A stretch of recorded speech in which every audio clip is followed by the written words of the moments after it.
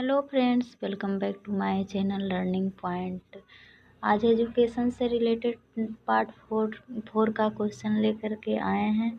ये वीडियो मुख्य रूप से एनसीएफ पर आधारित क्वेश्चन को तैयार किया गया है, तो जो कि सीटेट टेट और बीएड एमएड एंट्रेंस की तैयारी वालों के लिए यूजफुल होगा। तो चलिए चलते हैं, एनसीएफ के बारे में कुछ बेसिक जानकारी ले लेते हैं, तब क्वेश्चन को देखेंगे। तो एनसीएफ का फुल फॉर्म है नेशनल करिकुलम फ्रेमवर्क, जिसका हिंदी होता है राष्ट्रीय पाठ्यचर्या की रूपरेखा। और ये कब बनाया गया है? तो 2005 में इसको लागू किया गया है। राष्ट्रीय शैक्षिक अनुसंधान और प्रशिक्षण परिषद की जो कार्यकारिणी है, वो जुलाई 2004 में राष्ट्रीय पाठ्यचर्या को संशोधित करने का निर्णय लिया। इसी क्रम में प्रोफेसर यशपाल की अध्यक्षता में एक संचालन समिति का गठन किया गया और विभिन्न वर्गों के विचार विमर्श के अनुसार एनसीईआरटी ने एक दस्तावेज राष्ट्रीय पाठ्यचर्या के रूप में प्रकाशित की। इसका कुछ बेसिक एजम्पशन है, जैसे कि एनसीएफ 2005 का प्रथम कार्य क्या था? स्कूली शिक्षा पर चलित कमियों की पहचान करना। फिर पाठ्यचर्या के विकास में नवीन सिद्धांतों को प्रतिपादित करना था। मूल्यांकन प्रणाली में परिवर्तन करना था, जैसे कि मूल्यांकन प्रणाली में ग्रेड को लाना था। शोध आधारित सिद्धांतों का प्रयोग, अधिगम पाठ्यचर्या के समग्र समानता और समावेशी शिक्षा को उसमें इंक्लूड करना था। पर्यावरणीय शिक्षा को स्कूली स्तर पर सम्मिलित करना था। तो चलिए चलते हैं अब देर न करते हुए क्वेश्चन की तरफ। क्वेश्चन नंबर 126 है, किसकी अध्यक्षता में विद्वानों ने एनसीएफ 2005 को तैयार किया? तो प्रोफेसर यशपाल की अध्यक्षता में एनसीएफ 2005 को तैयार किया गया। क्वेश्चन नंबर नेक्स्ट है, एनसीएफ 2005 का मुख्य सूत्र शिक्षा बिना बोझ के कब आए हुए विचार था? तो 1993 में प्रोफेसर यशपाल के द्वारा बनाई गई यशपाल समिति से इस बात को लिया गया है कि शिक्षा बिना बोझ के, 1993 ईस्वी में। क्वेश्चन नंबर है 128, एनसीएफ 2005 के अंतर्गत परीक्षा सुधारों में सुधार को सुझाया गया है? तो क्या सुझाया गया है? सामूहिक कार्य मूल्यांकन, सतत मूल्यांकन, खुली पुस्तक की परीक्षा मूल्यांकन। क्वेश्चन नंबर है 129, विद्यालय शिक्षा का अब तक का नवीनतम राष्ट्रीय दस्तावेज क्या है? तो अब तक का नवीनतम दस्तावेज है एनसीएफ 2005। क्वेश्चन नंबर 130 है, एनसीएफ 2005 में किन शिक्षण स्तरों के अधिकतम प्रयोग का सुझाव दिया? तो ज्ञात से अज्ञात की ओर एवं मूर्त से अमूर्त की ओर। इनका कहना था कि अगर बच्चा को पहले जो उसको पता है उससे उसको शुरुआत किया जाए तो रुचिकर ढंग से पढ़ेगा। अब जब जानता ही नहीं है तो शुरू में उसको बताया जाएगा तो उसको लगेगा क्या है, उसको कुछ समझ ही नहीं आएगा। इसलिए एनसीएफ 2005 के अनुसार कहा गया कि नहीं, शिक्षा जो दिया जाए उसका अधिकतम प्रयोग हो ज्ञात से अज्ञात की ओर, जिसको वो पहले से जान रहा है। क्वेश्चन नंबर 131 है, एनसीएफ 2005 के अनुसार मार्गदर्शक सिद्धांत में निहितार्थ है? तो इसका क्या निहितार्थ है? ज्ञान को स्कूल के बाहर के जीवन से जोड़ना। क्वेश्चन नंबर 132 है, एनसीएफ 2005 का प्रमुख सूत्र है? तो एनसीएफ 2005 का प्रमुख सूत्र है लर्निंग विदाउट बर्डन, मतलब शिक्षा बिना बोझ के, बिना भार के अधिगम। क्वेश्चन नंबर 133 है, एनसीएफ 2005 का प्रारंभ रविंद्रनाथ टैगोर के किस निबंध से होती है? तो ये रविंद्रनाथ टैगोर के सभ्यता और प्रगति के से प्रारंभ होती है। उनका एक निबंध था सभ्यता और प्रगति, उसी से एनसीएफ 2005 का प्रारंभ किया गया है।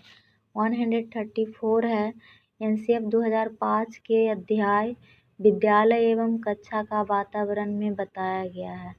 तो विद्यालय एवं कक्षा के वातावरण में बताया गया है वातावरण के भौतिक एवं मनोवैज्ञानिक आयाम अधिगम को कैसे प्रभावित करता है, यही बताया गया और इसी के अनुसार शिक्षा को देने का बात कहा गया है। क्वेश्चन नंबर 135 है, करिकुलम किस भाषा का शब्द है? तो करिकुलम जो है लैटिन भाषा का शब्द है। क्वेश्चन नंबर 136 है, सामाजिक अध्ययन शिक्षण का राष्ट्रीय पाठ्यक्रम कब बनाया गया? तो 2005 में बनाया गया है सामाजिक अध्ययन शिक्षण का राष्ट्रीय पाठ्यक्रम। क्वेश्चन नंबर 137 है, एनसीएफ 2005 की कार्यशाला कहाँ पर आयोजित की गई?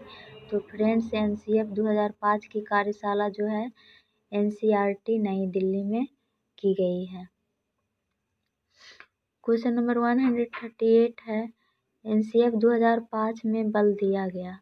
तो एनसीएफ 2005 में शांति के लिए शिक्षा पर बल दिया गया। क्वेश्चन नंबर 139 है, एनसीएफ 2005 में बताया गया है, तो क्या बताया गया? सपनों के भारत को धरातल पर उतारने की युक्ति। क्वेश्चन नंबर 140 है, यशपाल शर्मा समिति में कुल कितने सदस्य थे? तो यशपाल शर्मा समिति में कुल 38 सदस्य थे। क्वेश्चन नंबर है 141, एनसीएफ 2005 के अनुसार सीखना है। तो एनसीएफ 2005 के अनुसार सीखना मानसिक विकास करना है, शिल्पकला केंद्र एवं व्यवसायिक ज्ञान के बारे में जानकारी प्राप्त करना है। तो चलिए चलते हैं क्वेश्चन नंबर नेक्स्ट 142, एनसीएफ 2005 में किस परीक्षा के संबंध में सुधार के लिए सुझाव दिया गया था? तो कक्षा 10वीं की परीक्षा ऐच्छिक हो के बारे में सुझाव दिया गया था कि कक्षा 10वीं की परीक्षा ऐच्छिक हो। क्वेश्चन नंबर 143 है, पाठ्यक्रम निर्माण की आवश्यकता क्यों है? तो पाठ्यक्रम के निर्माण की आवश्यकता है शिक्षा के उद्देश्यों की प्राप्ति के हेतु। पाठ्यक्रम अगर नहीं होगा तो फिर उद्देश्य ही कुछ नहीं होगा। किस क्लास में क्या पढ़ाया जाए, कि किस बच्चे को क्या पढ़ाया जाए, कुछ पता ही नहीं चलेगा। तो ऐसे में तो शिक्षा उद्देश्य विहीन हो जाएगा। इसलिए शिक्षा के उद्देश्य की प्राप्ति हेतु पाठ्यक्रम निर्माण की आवश्यकता है। क्वेश्चन नंबर 144 है, एनसीएफ का भाषा फॉर्मूला क्या है? तो एनसीएफ 2005 में भाषा फॉर्मूला है त्रिभाषा फॉर्मूला। त्रिभाषा फॉर्मूला है कि एक तो अपना हो गया राज्य भाषा या राष्ट्रीय भाषा, दूसरा हो गया अपना अंतर्राष्ट्रीय भाषा जो इंग्लिश में आता है, तीसरा एक भाषा है जिसको कि जैसे हम लोग संस्कृत रखते हैं, जो लोग अपने अपने क्षेत्र के पंजाब के लोग हैं तो पंजाबी, तमिल, जैसे मलयालम बोला जाता है, ये सब तृतीय भाषा के अंतर्गत आता है। क्वेश्चन नंबर 145 है, प्रथम भाषा, द्वितीय भाषा एवं तृतीय भाषा क्या है? तो प्रथम भाषा जो है हिंदी है, जिसको राष्ट्रीय भाषा या राज्य भाषा के रूप में लिया गया है। द्वितीय भाषा है अंग्रेजी, जो अंतर्राष्ट्रीय भाषा है। तृतीय भाषा स्थानीय भाषा। तो राष्ट्रीय भाषा या राज्य भाषा, अंतर्राष्ट्रीय भाषा और स्थानीय भाषा त्रिभाषा सूत्र में शामिल किया है। तो स्थानीय भाषा में जो अपने अपने क्षेत्र के लोग होते हैं उस तरह के सब्जेक्ट को चूज करते हैं। जैसे पंजाब के पंजाबी, संस्कृत, बिहारी लोग ज़्यादा लेते हैं और फिर तमिलनाडु में तमिल। एनसीएफ 2005 में सुझाव दिया गया है कि सूचना को क्या मानने से बचना चाहिए। तो एनसीएफ 2005 में सूचना को ज्ञान मानने से बचना चाहिए। क्वेश्चन नंबर 147 है, एनसीएफ 2005 के अनुसार बच्चों की गलतियां क्यों महत्वपूर्ण है? तो एनसीएफ 2005 के अनुसार कहना था कि यह समाधान को पहचानने में सहायता करती है, कि बच्चे अगर गलती करता है तो उसके बारे में शिक्षक को जानने में सहायता मिलता है कि क्या गलती कर रहा है, इसका सोच कहाँ तक जा रहा है। तो बच्चे की गलतियाँ भी एक महत्वपूर्ण है। क्वेश्चन नंबर 148 है शिक्षा बिना बोझ के, जो एनसीएफ 2005 का प्रमुख स्रोत है, इसका अर्थ क्या है? तो इसका अर्थ है कि पाठ्यचर्या के बोझ को कम करना। जैसे कि पहले जो होता था कि बड़े बड़े बैग लाद कर बच्चा चलता है और जितना बच्चा का वजन नहीं होता है उतना बैग का वजन होता है। अभी भी वही हो रहा है प्राइवेट स्कूल में, लेकिन 2005 एनसीएफ में कहा गया था कि विद्यार्थी के बोझ को कम करना, पाठ्यचर्या के बोझ को कम करना।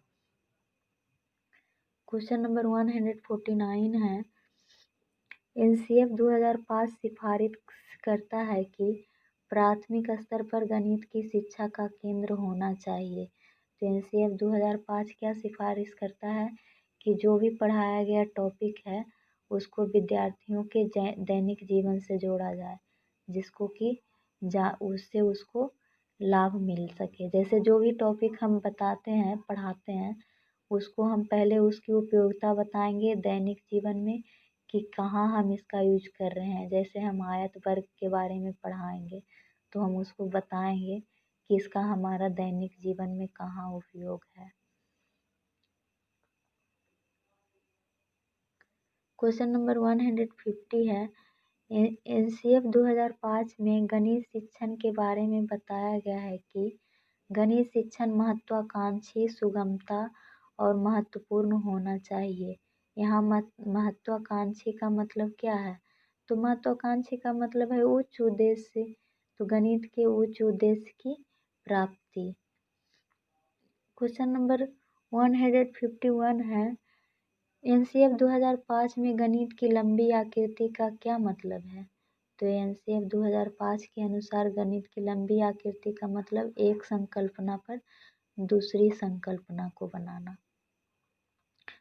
क्वेश्चन नंबर 152 है एनसीएफ 2005 बल देती है। तो एनसीएफ 2005 जो है करके सीखने पर बल देती है। इसका एक उद्देश्य था एनसीएफ 2005 का कि शिक्षा को रटंत प्रणाली से मुक्त करना। क्वेश्चन नंबर 153 है एनसीएफ 2005 में कला शिक्षा को विद्यालय में जोड़ने का क्या उद्देश्य है? तो सांस्कृतिक विरासत की प्रशंसा करना एवं छात्रों के व्यक्तित्व और मानसिक स्वास्थ्य को विकसित करने का उद्देश्य था। क्वेश्चन नंबर 154 देखेंगे एनसीएफ 2005 में गुणवत्ता आयाम शीर्षक के अंतर्गत महत्व दिया गया है। तो इसमें किसका महत्व दिया गया है? बालकों के लिए संरचित अनुभव एवं पाठ्यक्रम के सुधार को। क्वेश्चन नंबर 155 देखेंगे एनसीएफ 2005 में सामाजिक अध्ययन में कौन से मुद्दे को शामिल करने की अनुशंसा की गई थी? तो सभी स्तर के विद्यार्थियों के लैंगिक एवं स्वास्थ्य संबंधी मुद्दे के बारे में अनुशंसा की गई थी। क्वेश्चन नंबर 156 है एनसीएफ 2005 की मार्गदर्शक सिद्धांत कौन कौन से हैं? तो एनसीएफ 2005 के 5 मुख्य मार्गदर्शक सिद्धांत हैं जो यहाँ उत्तर में दिया गया है। पहला है ज्ञान को विद्यालय के बाहरी जीवन से जोड़ना। दूसरा है पढ़ाई रटंत प्रणाली से मुक्त हो। तीसरा है पाठ्यचर्या का इस तरह समर्थन होगी कि वह बच्चों के चहुमुखी विकास का मुहैया करवाए। चौथा परीक्षा को अपेक्षाकृत अधिक लचीला बनाना और कक्षा की गतिविधियों से जोड़ना। पाँचवा एक ऐसी अधिभावी पहचान का विकास जिससे प्रजातांत्रिक राज्य व्यवस्था के अंतर्गत राष्ट्रीय चिंताएं को समाहित किया जाए। मतलब राष्ट्र के बारे में बच्चे सोचने के लिए उत्सुक हो जाए, न कि स्वार्थी बन कर के रह जाए। तो इसमें क्या है? पहला कि ज्ञान जो है उसको विद्यालय के बाहरी जीवन से जोड़ना, मतलब स्टूडेंट के दैनिक जीवन से जोड़ना। पढ़ाई जो हो रटंत प्रणाली से मुक्त हो। पाठ्यचर्या का समर्थन इस तरह से हो जिससे कि बालकों का चहुमुखी विकास कराया जाए।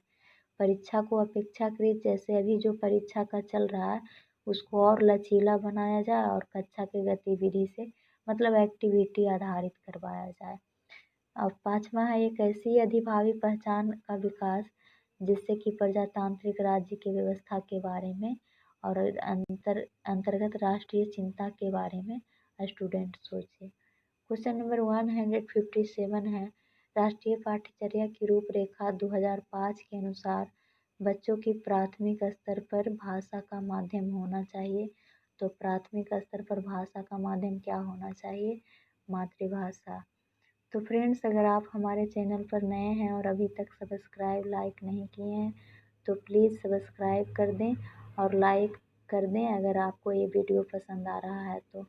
चलिए क्वेश्चन नंबर नेक्स्ट देखेंगे कि राष्ट्रीय पाठ्यचर्या की रूपरेखा 2005 के अनुसार कक्षा में एक शिक्षक की भूमिका कैसी होनी चाहिए। तो 2005 में बोला गया है कि शिक्षक जो है कक्षा में एक स्टूडेंट के साथ एक उत्प्रेरक के रूप में काम करता है, मतलब उसको मोटिवेट करता है और बच्चे खुद करके सीखने के लिए। चलिए क्वेश्चन नंबर है 159, राष्ट्रीय पाठ्यचर्या की रूपरेखा 2005 के अनुसार बच्चों के आकलन का सही तरीका है। तो बच्चों के आकलन का सही तरीका है उसके दैनिक गतिविधियाँ।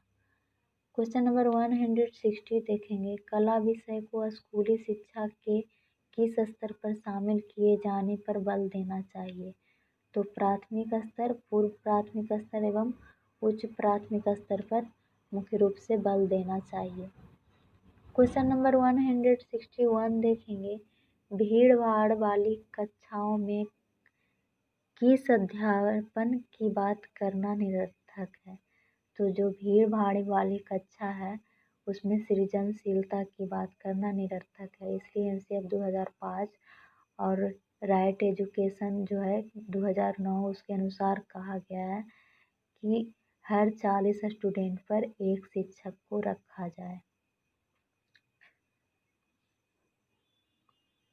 चलिए चलते हैं क्वेश्चन नंबर नेक्स्ट 162, राष्ट्रीय पाठ्यचर्या की रूपरेखा 2005 के अनुसार शिक्षण का लक्ष्य होना चाहिए।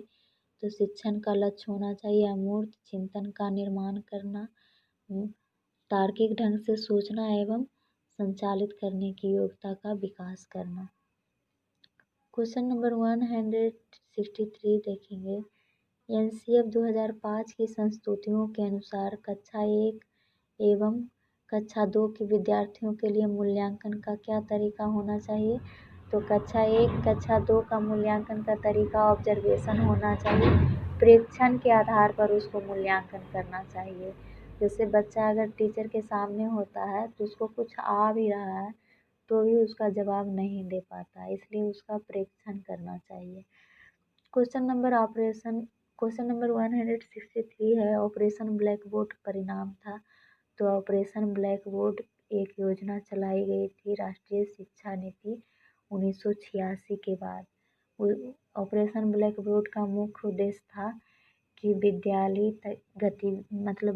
में जो है सुविधा उसको उपलब्ध करवाना, जैसे बोर्ड का, बेंच का, कम से कम एक विद्यालय में 2 कक्षा कक्ष हो, 2 टीचर हो। जैसे प्राथमिक विद्यालय है तो उसमें दो कक्षा हो कम से कम और 2 टीचर हो, यही उनका था। और माध्यमिक है तो कम से कम 3 कक्षा हो और 3 टीचर हो। क्वेश्चन नंबर 164 है, नाटक विधि में रुचि लेते हैं। तो नाटक विधि में प्राथमिक स्तर के छात्र जो है बहुत रुचि लेते हैं, उनको अनुकरण करने की क्षमता ज़्यादा होती है और प्राथमिक स्तर पर जो बालक होते हैं उनको जो आप बोलिएगा उसका तुरंत नकल कर लेंगे, इसलिए उनको नाटक विधि में ज़्यादा रुचि रहता है। क्वेश्चन नंबर 65 है, यदि आप कक्षा में रामायण प्रकरण पढ़ाना चाहते हैं तो कौन सी विधि को श्रेष्ठ मानेंगे।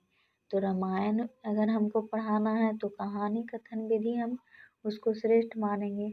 उसमें क्या एक्टिविटी करवाएंगे, एक कहानी की तरह अगर पढ़ाएंगे तो बच्चे एकदम ध्यान मुग्ध हो करके कहिए कि सुनेंगे। घर ही में देखते हैं दादी नानी की कहानी जो रहता है एकदम सब कुछ छोड़ छाड़ कर बैठ जाते हैं सीखने के लिए। क्वेश्चन नंबर 166 देखेंगे, पढ़ाते समय चित्र दिखाने में सबसे महत्वपूर्ण लाभ है। तो पाठ को समझाने में सहायक जो है बहुत है।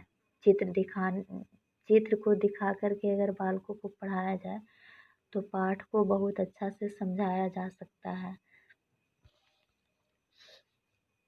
क्वेश्चन नंबर 167 है, शिक्षा के क्षेत्र में पाठ्यचर्या शब्दावली की ओर संकेत करता है। तो विद्यालय का संपूर्ण कार्यक्रम जिसमें प्रतिदिन अनुभव प्राप्त करते हैं। क्वेश्चन नंबर 168 है, एनसीएफ 2005 में सुझाव दिया गया कि जिसमें सूचना को क्या मानने से बचा जाए। तो सूचना को ज्ञान मानने से बचा जाए, इसमें 2005 में दिया गया था सुझाव। क्वेश्चन नंबर 169 है, एनसीएफ 2005 सिफारिश करता है कि प्राथमिक स्तर पर गणित की शिक्षा का केंद्र होना चाहिए। तो कक्षा में पढ़ाए गए टॉपिक को विद्यार्थियों के दैनिक जीवन से जोड़ना। ये क्वेश्चन रिपीट हो गया है। क्वेश्चन नंबर 170 देखेंगे कि एनसीएफ 2005 में गणित की लंबी आकृति का क्या मतलब है। तो एक संकल्पना पर दूसरी संकल्पना बनाना। Thank you. अगर आपको मेरा वीडियो पसंद आए तो लाइक कीजिए, सब्सक्राइब करिए और शेयर कीजिए।